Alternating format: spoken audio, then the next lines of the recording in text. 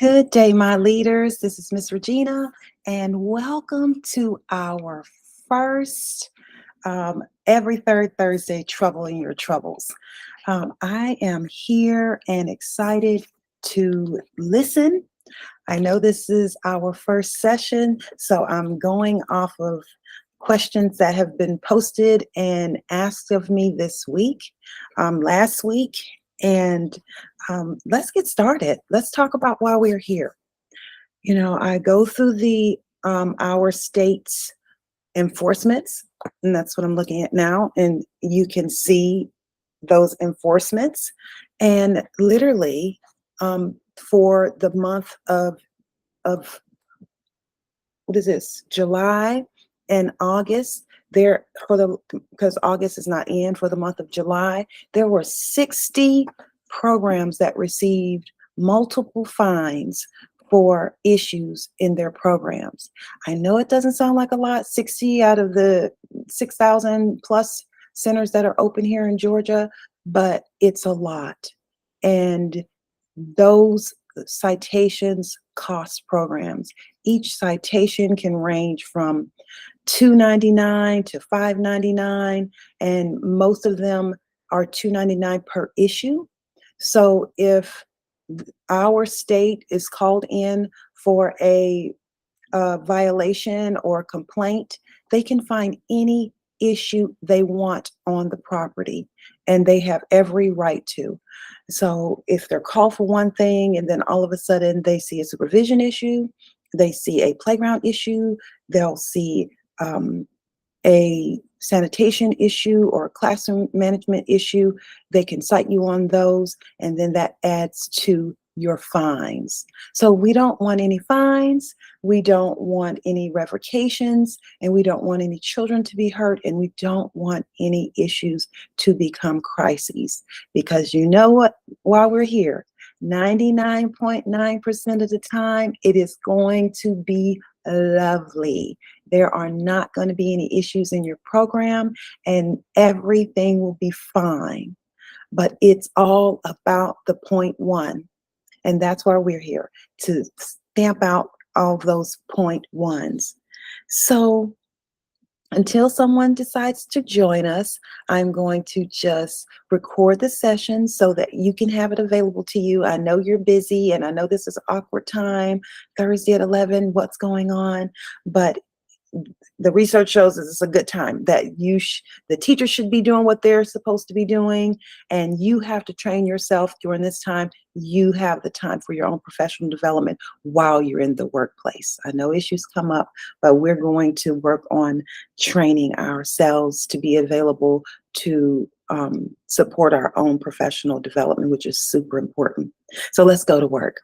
So now we know that there has been 60 issues from July. August isn't in the portal yet. And we have wonderful places from our state to go. We have our indicator guide that has all of the information that we need to prevent these issues. So let's get started. Number one, we're going over the top 3 issues. And my question actually to you was posed that, are there any issues that you see going on in your program that you ignore for whatever reason? Whether it's out of fear, whether it's out of avoiding conflicts, whether it's out of, oh, it's not so bad, it could be worse type of attitude, or whether it's back to the fear that if I keep saying things to my teachers or to my community, that I'm going to lose teachers, because we are in that type of workforce challenge. But it is up to us, the leaders, to set the tone for the community, that in our community, we have a culture of safety, and everything that's not safe, it's not that I'm picking on you, it's not that I'm pointing fingers at you, it's that this is what we are here for, to keep the children safe. If you're not talking to the teachers about safety, tell me what you're talking to them about. Put it in the chat or put it in the classroom. Let me know. I s- so now we have our first issue. And believe it or not, when I was going through the enforcements and my questions, I could really spend all 3 points on food, on nutrition. So let's look at one of the issues. One of the issues that that's happened in our community lately is around food portion size for infants and young toddlers. It is up to us to alert the kitchen, alert your nutritionist, alert the teachers, and alert the parents. A lot of my programs have parents bringing in the food. So it's not an attack on our organization. This is a precautionary issue across the board. Parents, teachers, administrators, and the nutritionists in your program. So look at the size portion. Look at how it's coming out of the kitchen first. We have to hit all areas. Look at how it's coming out of the kitchen. If it's coming out of the kitchen for infants and young toddlers in an inappropriate size, there are measurements. Use a measuring cup. Use slicers. Use everything you can. Use a throat cup. If it cannot fit into the throat cup, well, I don't have a throat cup, Miss Regina. Well, if anyone that's on medication, you can use a medicine vial to look at and see what the size of a child's throat. And we're going to have those available for you in our safety kit. I can't wait to have our classroom safety kit available to you. So we will have the throat cups available. So push me to get that done quickly. So the size, it's super important. How large is a child's throat? So the industry has done that for us. There are throat cups that we will make available to you. Do not let it come out of the kitchen unless it can fit into the throat cup. Number one. Number two, how we are available when the children are eating. It is a rule that you should be sitting with the children while they are eating. They should be sitting in proper, even infants, they can be sitting they should be sitting up. We're not talking about bottles, we're talking about food. Our 9 months to our 18-month-old children who are eating. So are they sitting upright? Are there any other materials on? No toys, no, not the ability to get up and move around. Stationary, just the food and the child. That's it. So think about that. Proximity to the teacher. I know that when it's one teacher in the classroom, I have been there. I'm an infant and toddler teacher myself for 7 years. I have been there, but we have to train ourselves to be available. If a child is eating, it is not the time to change diapers. It's just not. I've done it myself. I know that you're the only person in the room. The child has had had an accident. You want to take care of the children because they might have a serious diaper rash. All about the point one. There are things going on, but position yourself, do the things that you have to do, but do also follow the rules. Nothing with the child except the food, no toys. Children are sitting and the caregiver is in proximity. It's, actually, especially for toddlers, it is best practices for us to model eating, to sit with the children. I know we don't want to eat school food, but I eat school food. I love my support staff, my nutritionist, and my kitchen, my cook, my chef. And if they're cooking it, they're sending out to the children, I trust that it's good food. If it's something that I don't eat, I'm just going to have a portion of something. And I'll ask the children, did you try your broccoli? Did you try we're not forcing food on children. We are welcoming them into the process. Number two, regarding food, allergies. It is up to the leader to make sure that all allergies are posted in the classroom, not for our regular teachers, for subs, for people who come into the classroom and possibly have to feed the children, for other parents. I know that allergies are a private issue, and discuss that with your community, whether parents, but the reason why I allow parents to see the allergies is because they bring in outside foods, especially if you're having sack lunches. If your children bring in their own food, you should tell parents what the allergies are in the classroom. If it's no nuts, no this, and let's skip over to the second thing, food preferences. It is a difference between food preferences and allergies. Why are you saying that, Mr. Gina? Because parents come in with food preferences, and I'm going to say one of our leaders gave me a call. A parent had a preference. I don't know if she had a preference. Let's not say that. She came to the provider, the owner, and said, my child should not eat blueberries. And we don't know because we do not have a doctor's note. If it's an allergy, you need a doctor's note. If it's a food preference, we just need a parent's note. And we honor food preferences because our digestive systems and the time to go and get the allergy test and all of that stuff takes time. So if a parent tells you that a child should not have cow's milk, if a child should not have strawberries, if a child should not have corn, if a child should not have, what's another, of course, peanuts or nuts or anything like that, we should honor it. Is it a problem? Yes. Because it's like, oh, do we have time and all of these other things? But listen, it is up to us to keep the children safe until we get the doctor's report in. So the difference between a preference and an allergy is how we respond. If blueberries are not supposed to be given to the children because they have an allergy and that it can block their airway, or they're going to get a terrible rash or seizure or whatever the reaction is, the difference is when we serve blueberries, I'm going to come across the table and get it out your mouth. You know how it goes. Like, you're not supposed to have peanuts, like peanut butter, and we're diving across the table, putting the finger in there, getting it out. Well, what are you talking about, Mr. Gina? Blueberries are rolling food. It landed on the floor because another child had a piece, and you know how toddlers, they will get out of their chair and get it off the floor so fast that we don't even know what's happening.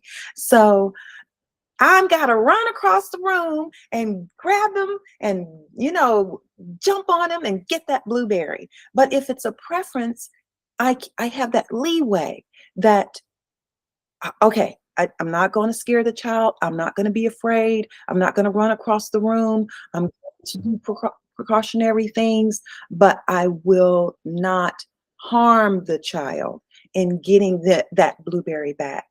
So understand the difference between having a allergy and having a food preference. So the next thing in terms of allergies is in terms of food, is that sack lunch. Make sure that all parents understand what the allergies are, understand what nutrition is and what it looks like, and what you say cannot come into the program. Not necessarily allergens, but we're talking about looking at sweets, candy. I have gone into programs and I'll look at the children's who bring in their own lunch because they have food allergies, severe food allergies. So they bring in their own meal and it's one serving of this, like just macaroni and cheese and nothing else. And parents have the argument that this is all they will eat. But when Right From the Start comes in, they're going to ding you on looking at that single child's food and saying that you're not providing nutritional options for the child. So the parent, as small a portion that it could be, whatever, look at the small plate and tell them they have to bring things in to look at the small plate regulations for nutritional foods. And I know that's a challenge, but we have to offer things to children because the food, if it's nutritional food, it's colorful, and they might take that opportunity to try it. So if you have any questions, put it in the chat in regards to our first surrounding issue is food. Recap. So we're looking at the portion size, making sure it can fit into the throat cup, making sure it comes out of the kitchen in the right size in the first place, making sure that it's acceptable food for infants and young toddlers. If I had my way, infants and young toddlers would have a totally separate menu from the preschool side because we don't know if they have allergies. We don't know if they have any reactions because they're so young and they don't even have all of their shots yet and all of those things. And so the second thing that we're looking at under food issues is allergies versus parent preferences. We know the difference between an allergy. Everyone in the community should know if a child has an allergy, and the food preference is based off of what the parent would like the child to eat. We will honor that, but we will not respond as if it is an allergy if the child is exposed to the food. And number three with food is outside food. Parents bringing in food for the children.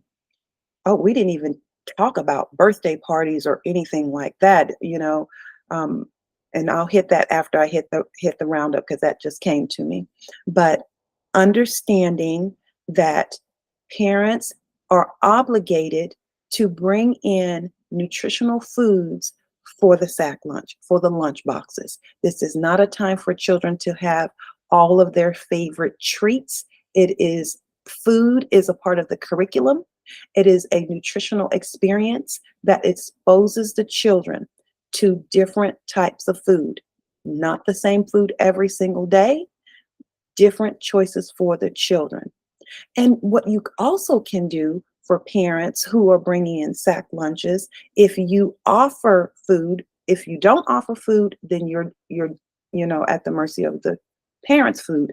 But look at the state rule. The state rule also says that you have to make accommodations. So if parents aren't bringing in the nutritional foods, that you have these extra choices as side dishes, not necessarily that you're cooking, but fruits and vegetables have to be in your pantry just in case. And then the surprise, number four, we didn't expect, the surprise food issue is food brought in for birthdays. I am a huge component of no birthday parties at the school. And I know that sounds harsh, but we are a school, we're an educational facility. Birthday parties should be done at home. And birthday celebrations can be done at school. What do you mean birthday celebrations? Choose another avenue to celebrate the birthday for the child. If you have pre-K, if you think about pre-K, you have 22 children, and most of their birthdays are literally around the same time. If you could literally have cake for 14 days in a row, seen it, done it, experienced it. And parents want their child to have the biggest experience as the last child. So there's cupcakes. No, no, no. So if you celebrate the child in any manner in which you choose, it is such a better plan. It's a better plan for the program. It's an educational opportunity. It's a better plan for the parent because it is not a cost that they have to do a party at school, a party at home, and all of these other things. And then it's an experience for the child that can be unique to what they like. If children like books, then on their birthday, they're going to get a mystery reader, which is going to be their parent, and that's going to be so amazing. They're going to have their book placed on the bookshelf or available in the classroom all year. And you can literally increase your library this way. If they love sand, we're going to, on your birthday, while we're on the playground, we're going to build sand cakes because the child is so sensory, motor aware, and they love playing in the sand. The parents, their obligation is to bring in a bag of play sand, and that's $5 at Home Depot. Doesn't that feel much better than cake and worried about if the balloons are going to be there or all of this, and the children just I don't have to tell you, leaders, you know what it looks like for a birthday party. It's a nightmare, and it's not even appropriate on any level. So there we have our first issue all sealed in and closed up, and we don't want a $2.99 fine on any of those issues. And we definitely do not want the happenings that has happened over the course of this year where children are losing their lives over food size because we are not paying attention to how it comes out of the kitchen. We're not paying attention when we're serving the children, and we're not paying attention to how how the size is when the child gets it on their plate and how they're going to shove everything in their mouths. And then we don't even want to go into the first aid. All right, the second issue that's shown up on many of the right from the start enforcement, our regulatory agency enforcement has been playground issues. Since the beginning of time, I know my career, playground issues are always there. It's like it seems like I cannot get the playground to not have a ding, but we can. We're going to go full force. First issue that I want you to look at in regards to playgrounds is looking at the surface. Not just the resilient surface, that's one, but looking at the sidewalk surface, looking at the grass surface, looking at how many times do I come onto playgrounds and there's puddles because there's a dip right between a crack between the sidewalk and where the sidewalk and the ground meets. There's a place where water can gather. There is mulch distribution. Where is the mulch? Tripping hazards. We use those PVC pipes, and sometimes it's a big drop from where the PVC is holding the mulch in and where the ground is on the other side. A tripping hazard. Sidewalks where trees move the sidewalk. Let's look at those things. Let's keep a measuring stick. If you do not even have a ruler available to you, just use a pencil. The pencil, you can look at a ruler and put it here, and it's 6 inches, literally right here, a normal sized pencil. Take it and put it into the ground in the fall zones. If you are trying to yam it into the ground, guess what? If a child falls on that surface, it's not about cosmetics. It's about if a child falls onto the surface. I've heard it, experienced it, and you do not want to have the experience. It's all about the point one. 99.9% of the time, no one's going to fall from the top of the slide. But this point one time that I've experienced, the child was at the top of the slide, coming down, no problems. The second child came up. He's not an evil demon. He just came up and he wanted to slide, and she was standing there, and he just pushed her off the side. And this is a preschool side. And she fell off the side and hit the mulch, and literally you can hear the air come out of her body and and all about the point one. We had just had mulch delivered. It was just out. It's grace and mercy. We are so grateful that when her body hit the ground, she hit a puff of fresh mulch. I'm thankful. But if you cannot get this pencil through it, what she will hit is concrete. It will hit her body as if it's concrete. And so if she has fallen on concrete, and that means the air doesn't leave and go into that energy, it stays in her body. And we already know. Look it up on YouTube University, what happens when a child's body hits concrete. We don't even want to go there. So make sure that all surfaces are definitely The mulch is 6 inches, use your pencil.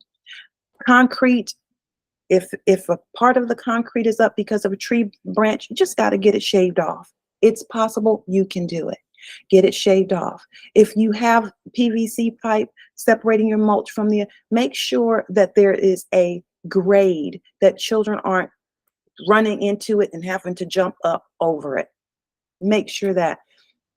And also with the surfaces, look at your trees. The playground should be checked before you come onto the playground. If there, I remember we had pecan trees on our playground, and if the children have a nut allergy, they're cooking with them, they're putting them in their mouths, especially our young toddlers, definitely a choking hazard. And if the teacher is doing her job, she's there supervising, everything is amazing. She is not a villain. She is doing an amazing job, and she does not see that a child picked up a pecan. How can she even know? And puts it in her mouth and he's choking. She can't even imagine what he's choking on. Nobody's eating food outside. Mulch size, pecans, all of those things become choking hazards. So clear your playground, have a teacher check it before they go out. I know that it doesn't happen. I'm telling you, I'm in the industry, but we have to put these checks in so that checking the playground is number one thing before all children go out. Have rags, towels to make sure that no surfaces are slippery if it's been raining, all of those good things. The second thing is that, cleaning the equipment is a wonderful transition into the second issue on playgrounds. Looking at the equipment. If you are, an organization that is using an old school as your playground, um, the equipment side is usually the wrong size. It's built for elementary age children and not preschool age children. You know, I've just called out on the case a couple of months ago where a child literally fell off of the equipment, broke their arm. We don't even want to talk about that case, but I'll share that a little bit later on how we should respond to injuries. That's a whole nother section, but we're going to just stay focused because you got to help me stay focused. To think about the equipment. The equipment should be clean. You should run your fingers across it for no splinters. And we think splinters are just small issues, but they get infected, and we don't want splinters. We don't want wet equipment where children can fall on it. We don't want old equipment. Literally, lead can be on the equipment. If you see older equipment where the slide is coming off, it should be a lead test done on that equipment. Making sure equipment is age appropriate. I was just reading through the enforcements where a child fell off the swing. The rule for the swing is if you can't get on it, you don't get to swing. That means you're not ready to swing. Teachers should not put children on open swings. Now, our baby cradle swings, we love it. We love it. And we use those for our infants and young toddlers. But preschool swings, if we have young toddlers who want to get on it, those 2-year-olds who want to do everything, they can only swing on tummy swings. See, we know what that looks like. The children puts their tummy on the bottom of the swing and they become Superman. And we can have them Superman the whole way. And so that's the only way. And that's if they can get on the Superman tummy swing by themselves. Do not put children on open swings that cannot get on them themselves. It's a recipe for the point one. So we have equipment size, we have equipment, how the equipment is, the third one is the position of the equipment. And if you have a program, we just had an issue with one of our programs where the equipment is too close to the fence. If you are, opening your program in where it's a church or it's a school, if it's, if it doesn't have a playground, or if the equipment is put there before you even got to the program, then we have to look at closing some things. If the swing is not 7 feet past, you pull the swing back and then you walk your feet 7 feet to the fence. If it's not 7 feet from the swing back, then not, it's inappropriate. It's not working. So look at that. So sorry. Um, we had a phone interruption issue. So if it's not that, or if it's the slide is coming, when the children come off the slide, if they don't have the 7 feet there, then we have to definitely move that equipment, or the slide has to be closed. I can't help you. I can't. So think about that. So now we have our 3 issues for our playground. I think I hit everything. We have the surface, all surfaces, and what falls onto the surface: branches, nuts, pine cones. All of those things should be removed before children play on it. We have the size of the equipment, make sure it's age appropriate. And then we have the location of the equipment. We have other issues on the playground, but this is what we are addressing today based off of, the enforcements that hit us in July, and based off of questions that have come in from people that are in our program. And number 3 are classroom issues. Now, when we think about classroom issues, literally I can be here all day, but we are in our hour of power. And so we are looking at the first thing that I saw in the enforcements that come up time and time. Out of the 60 enforcements that happened in programs in our state, a lot of them, I didn't count them, maybe next time I'll count them all, they are coming from commercial chemicals being accessible to children. We got ourselves into a situation when we were in COVID by allowing certain chemicals to be accessible to children because of cleanliness. But we have to rethink that and change our minds and make sure that everything is in a locked cabinet, not put on the shelf. I know that it's out of the reach of children, but it's not. I was particularly cited, and I'm tall. I'm pretty tall. I'm 5'10", so that's tall. And so with shoes, I'm taller. So we had the bleach on the highest counter, literally on the top of it. Like if you think of the space between the ceiling and the top of a cabinet. The consultant came in, and what she did was she took a chair and she took the tallest child in the program. She stood him on the chair, and could he climb to reach that? And he could. Period. He could climb to reach it. It's just like having a locked cabinet and having the key hanging outside the door for easy accessibility to the teachers and to us, which is amazing. But can a child stand in a chair in your program and reach the key to unlock the door, or reach not so much the key, because we can kind of catch them because we are supervising the children? It's that latch. So can they unlatch it before anyone can come over? So think about that, accessibilities to chemicals, and especially in infant and young toddler rooms, where we are just putting it down for a second. It's all about the 0.1. 99.9% of the time, it's going to be lovely. It's that opportunity when the children can have accessibility, which is level 1, of course. So now we're going to think about number 2 is items in the classroom. We have beads, we have incidents where, parents bring in things for children. When we're thinking about whiteout, staples, staples and stick pins.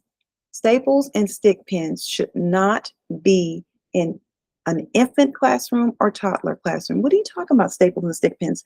Toddlers and infants don't use stick pins. You're right.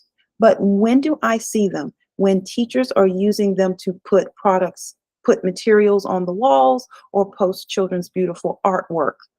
We cannot use them.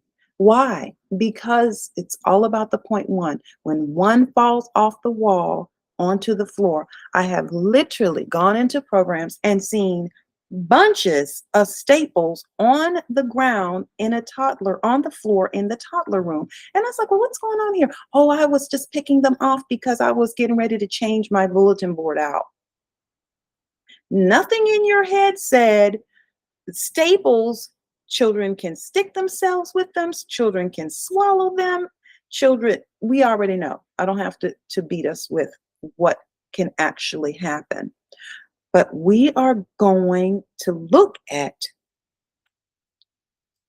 not having them in our rooms at all.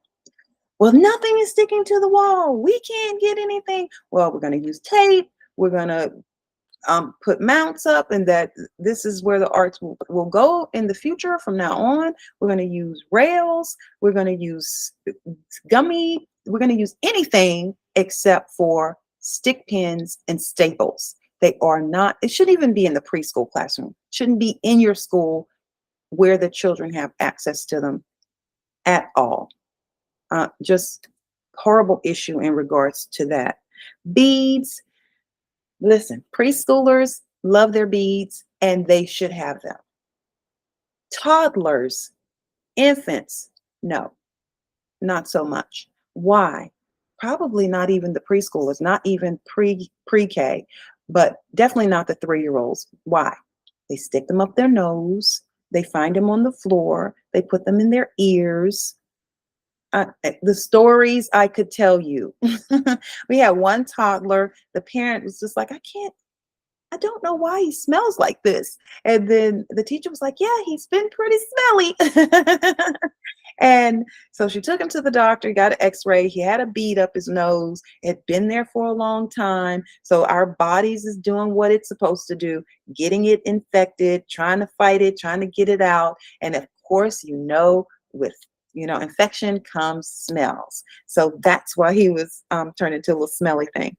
But do not have them accessible. What do you mean? When we talk about the materials in the classroom, which is the other issue, but we'll segue into it this way. Age-appropriate materials in age-appropriate classrooms.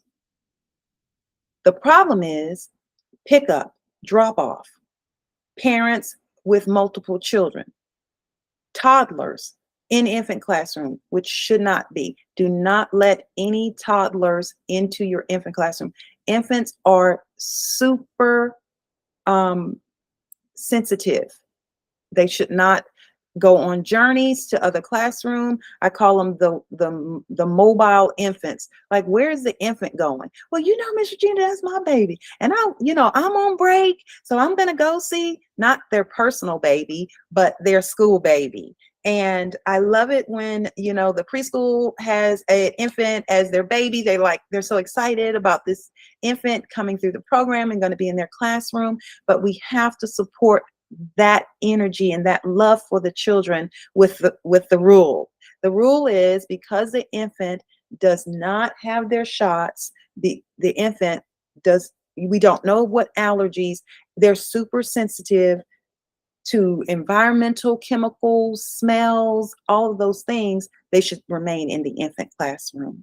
So now that we have them in the infant classroom, people want to come in to visit, just follow the procedure. Wash your hands, put on smock or whatever, shoe covers, all of those things to protect the infants. So products, how did I get on that tangent? I got on that story because at pickup, if a parent has a preschooler, the preschooler will go into the infant classroom.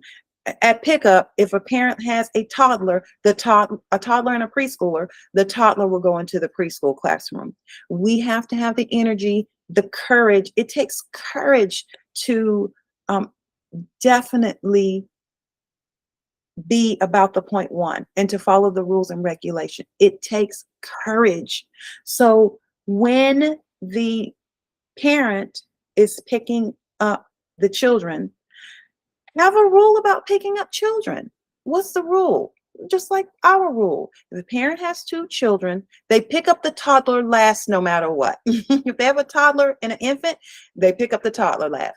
If they have a toddler and a preschooler, they pick up the preschooler last. But every single time the parent comes into the school, they run straight to the toddler classroom. I don't get it. Why are you picking up this live bullet first? When you pick up the toddler, go straight out the door. They're picking this bullet, this energy that has no set emotions up first to take them to the other classroom. And as soon as that toddler sees that preschool classroom with all of those goodies in it, beads, arts, crafts, so many amazing materials, their little eyes just go straight for the thing that they're not supposed to have. Office supplies and things like that. They're available to the preschooler, to the pre-K classroom. And that toddler will go, and the teacher should go, no, sir. No, sir. You wait right at the door if the parent doesn't follow that rule, or if you don't have that soft rule in place. It's not a policy. Maybe it is a policy. It's rule from the state, from our governing body, but it is a policy of our program that if you have two children and one of them's a toddler, you pick up the toddler last, no matter what. So now we look at keeping children that don't belong in classrooms out of classrooms. That should be your rule, because injuries literally happen, and thus that's a preventable thing that we can do. So classrooms. So we have the chemicals, which I forgot to talk about one chemical, air fresheners. I go into programs, I see the trees hanging there, and it smells so beautiful. I see, I smell air fresheners, and I literally am a person who has reactions to those chemicals. So it's not even that I even see them. I have a reaction to them as I'm walking in as an adult.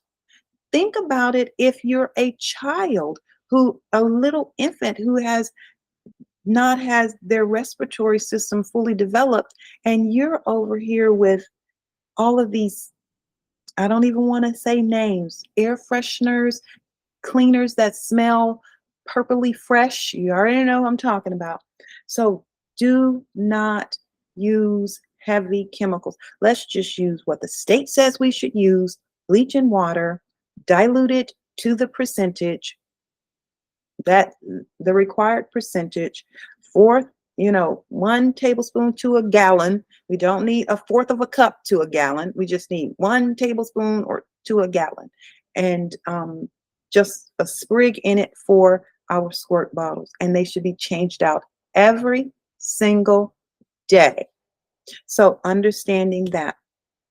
So now we have no air fresheners, no harsh chemicals, no chemicals available to them. We're not going to put it on the table. If the portion size is right, if you have your bleaching water on the table and a child accesses it and it's all about the 0.1 and drinks it down, it's not even the same amount of chlorine that's in a swimming pool. So they will be fine. So, but it's enough to clean and kill germs. So what else about chemicals? If you have some, just let me know. That's what I have for you today that I saw so I saw air fresheners, and I saw just chemicals not being locked in a secured location that's inaccessible to all children in that age group for that room. So if you have after school and you put it on the shelf, the chemicals are accessible to the after school because they're tall enough to get the chemicals.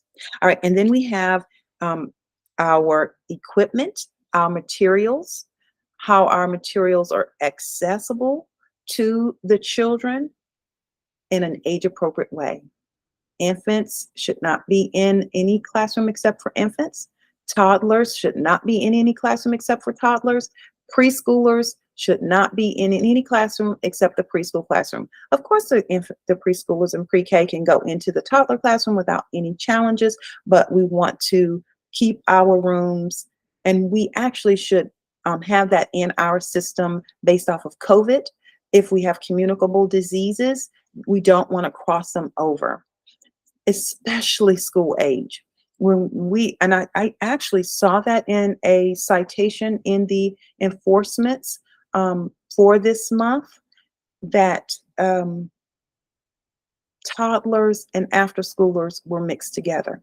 Well, Miss Regina, it's busting my budget to at that 1 hour of the day when I have like 4 children, and at that last hour of the day when I have 4 children, and it's just one's an infant, one's a toddler, and and 2 are after school.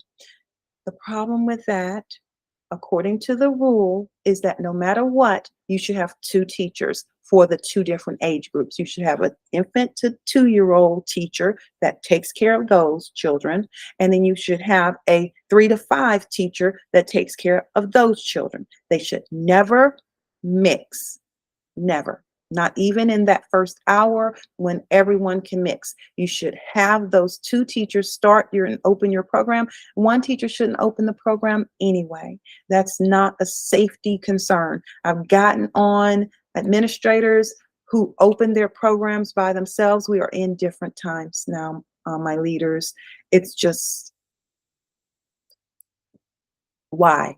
Number one, safety. We don't know what strangers will do and what they are watching every single day. One of your teachers, your precious nutritionist, your precious chef, opening up the school by themselves. You as a leader opening the school by themselves. The second reason is when one person opens the school and she's with 4 children or 1 child for just an hour, Miss Regina, 30 minutes. I wish you could call this one owner that literally passed out because her blood pressure was high. She fell out in the school and the child was left unsupervised until the next adult came. People don't tell you their health issues. You don't know what stressors people on. Is it going to happen? Never. But it's all about the point one. It actually did happen. We have to protect ourselves and these safety issues in the classroom by having 2 people in the building. It doesn't even matter if it's a custodian or if it's the nutritionist and the leader. If you just have the nutritionist, then you have to be there. My leaders, learn to do split shifts. Learn to open, leave, and come back and close so that you're available during those times when incidents are high in programs. So that's 2 with classrooms. And the third one is, like I said, those materials.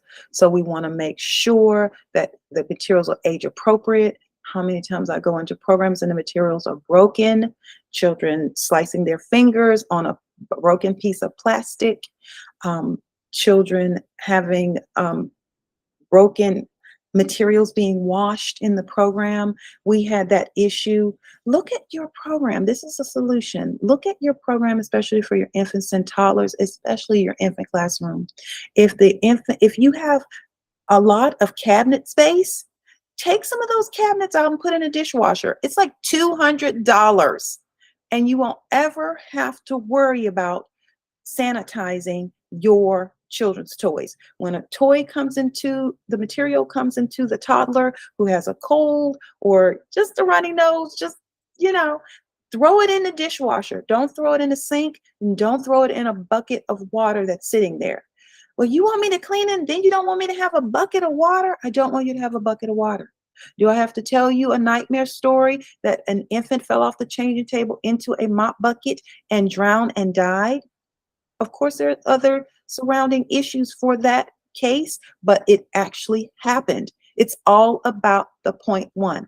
99.9% of the time, it's lovely. We have to follow the rules and not have buckets of water available in these classrooms. So if you get a dishwasher, it's going to cost you less stress, Keep the communicable diseases down. Your teacher's going to think that you are just a rock star as a leader. Like, why are you giving me a dishwasher? I don't even have a dishwasher at home. They're going to love you. And that's why I love leaders, so they can lead with love. So this is another way to lead with love, and thinking about if it is a possibility, which it is. If we have teachers that are watching this from my past school that I led, that infant classroom was as big as this monitor. It was so tiny, and it was a tiny room. But we took one of those shelves out. We had our maintenance person slap that dishwasher in, and it was gold. It was gold. The teacher loved it. And then so when we're thinking about materials, we're thinking about age appropriate materials. We're talking about the cleanliness of the materials. We're talking about taking broken materials out. What else did I see in the enforcement for materials? The broken materials was a big one. Accessibility to materials, which is a developmentally appropriate practice, and it's not a crisis management practice, but nevertheless, it's a great thing to do. And so making sure that supervision is there. Supervision came up so many times. We have a lot of new providers, a lot of new teachers coming into the industry. Do they know how to use the materials, to navigate the materials, to teach the children how to play with the materials? When we're in our home living, pretending like they're eating them, are the materials the right size and the right textures? Please, not even in the preschool classroom, not even in pre-K. leave the foamy. This is the only one that I could see that I have. The foamy types of material that children can bite into. Leave out chunks of them and swallow them, and block their airway with the materials that can be bitten. Just go with the cardboard boxes. Do we like cardboard boxes? We hate them because they're just a waste of money and they break. Well, just use, juice boxes. Just have the parents bring in juice boxes. They stack just as simply. They buy them. They're available. Let's go. Let's partner. So we don't have to buy those cardboard boxes that always get broken, but we do need the big blocks for the children to have in the stacking experience. So when we're talking about materials, we're looking at literally styrofoam, back to styrofoam. If we are serving food and we're preparing food and children are eating food at our program, you should not have styrofoam cups. I know one of my providers, they would just like, Miss Regina, I have literally just got this shipment in, and boxes of the cups for every age group, the little cups, the medium cups, the big cups. But every time I came to the center, the child has a piece of styrofoam in their mouth. The child has a piece of styrofoam in their mouth. And it's all about the 0.1. 99.9% of the time, they're just biting it off and gonna spit it out because it's not food. That 0.1 where they didn't navigate it just the way that it should have been navigated, and it hits the throat and goes and blocks the airway. A real thing. Between that and cheese sticks, where a child actually died from eating a cheese stick, biting it off too big. We leave these chunks and we say they can bite them, and we think that the size that they bite is the size that they can navigate. It should be sliced up. String cheese, if they have string cheese, you pull it off or slice it up for them, because it's about the 0.1. 99.9% of the time, they're going to string it off and it's going to be beautiful, and they're going to enjoy their string cheese. It's just that one time that it didn't happen and it was unspeakable. So understand that. So that's our materials. That's our classroom, just like a drive by on it. So we have literally 5 minutes left. I hope you've enjoyed this session, and I hope to see you next Thursday. I know this is a quick impromptu, but I just got to see you. So listen, we have our 3 concerns that came to me this week. The food, surrounding food, surrounding playgrounds, and surrounding the classroom. Food, portion size, allergy, parent preference, and sack lunches. How did it come to? How is it come to school? If the parents bring their own lunches. Number two, playgrounds, the resilient surface, and what's on the surface. Tripping hazards all over the place, and tree branches, nuts, whatever's on your playground, pine cones, straws, all of those things. The location of the equipment, is it safe for children to navigate it? How many times have I said, don't run next to the swing, you're gonna get jacked up. That's inappropriate language. Don't use Reggie Lou's language. But just, you know, is there enough room for the child to swing? If not, the swing's gotta go. Gotta just take the chains off. They gotta go. And then equipment size. Back to the swings. Why are you saying that? I just read it happened on 7/24. Was it 7/24? It happened. Uh, um, Child broke their arm. Toddler on a preschool swing. If they cannot get on it, they cannot use it. And number three, classroom issues surrounding chemicals, no air fresheners, bleach in the proportionate to it, not accessible. If it's in a closet with a latch, put your chair there, the tallest chair, and put that child there. If they can open it, they can access it. You can get another fine for having it accessible when you are like, what are you talking about? The door is closed. All the chemicals are in a locked closet. But if a child can access it and unlock it, it's no longer locked. And then our materials, the size of materials. Get a throat cup. If you can't wait for our All About the Point One safety kit, which is coming out soon, our team is working on that. We're just trying to decide what to put in it. We want to keep it cost effective so that every room can purchase one, but it's kind of hard. It's kind of hard. So think about that. And then materials, how we clean the materials, buckets of water around, broken toys, styrofoam cups, styrofoam play materials. Let all of those things go. So this is Miss Regina. I thank you for taking this time to watch this hour-long time that we have together. Hopefully next third Thursday, which what's the date audit? What's the date audit? Look, I will take the time to look at the date so that you can be ready and be here with us. So that will be September 19th.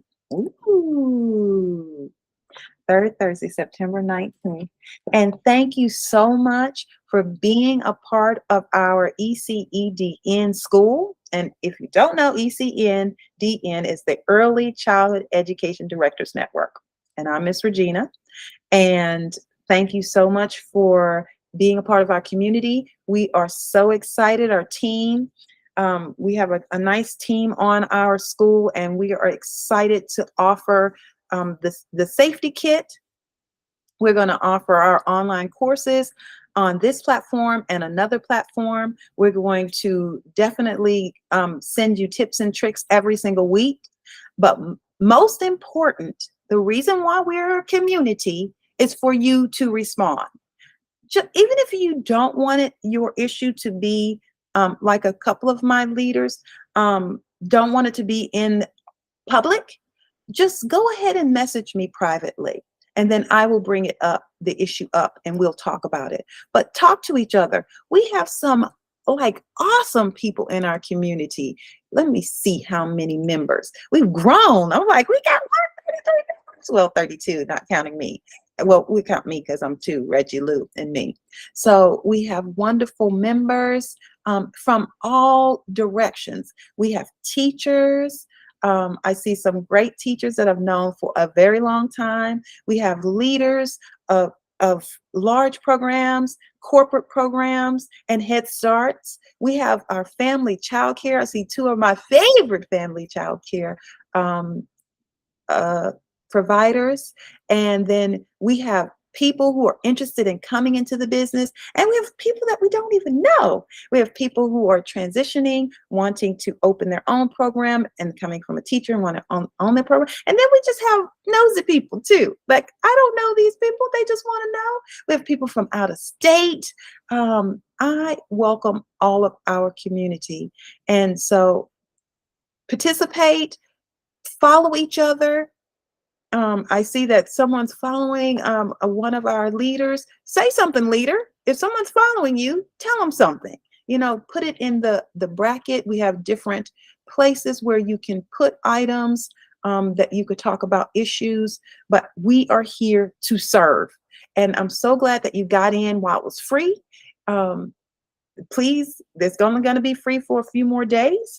And so invite your teachers, your other colleagues, invite other people from other groups. We're not in competition with each other.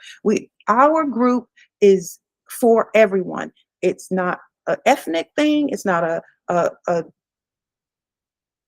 economic thing. If you're poor, if you're rich, crises has no boundaries.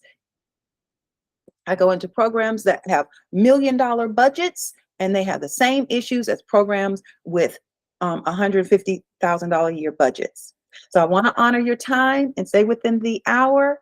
This is Miss Regina and Reggie Lou, and welcome to the ECEDN school community.